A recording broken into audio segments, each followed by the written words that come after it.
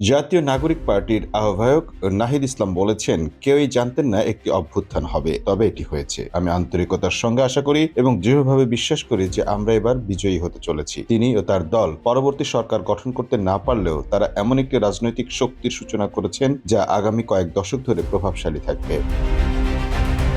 বার্তা সংস্থা এএপি-কে দেয়া সাক্ষাৎকারে তিনি এসব কথা বলেন। শুক্রবার ৭ মার্চ সাক্ষাৎকারটি প্রকাশ করা হয়েছে। গত বছরের জুলাই গণঅভ্যুত্থানের সবচেয়ে পরিচিত মুখগুলোর একটি নাহিদ ইসলাম। হাসিনা ক্ষমতাচ্যুত হওয়ার পর গঠিত অন্তর্বর্তী সরকারে যোগ দেন তিনি। সম্প্রতি সরকার থেকে পদত্যাগ করেন নাহিদ। এরপর তার নেতৃত্বে গত ২৮ ফেব্রুয়ারি আত্মপ্রকাশ হয় তরুণদের নতুন দল এনসিপির।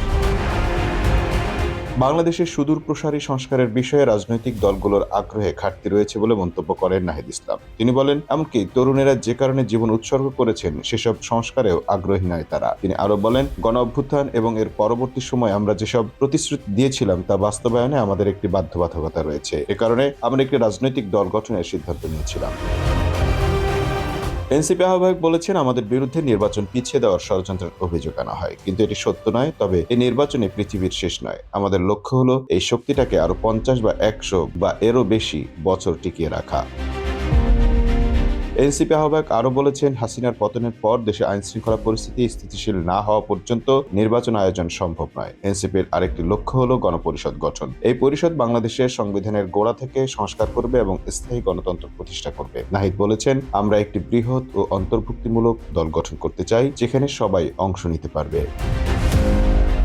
Mamun Mahfuz, time news desk.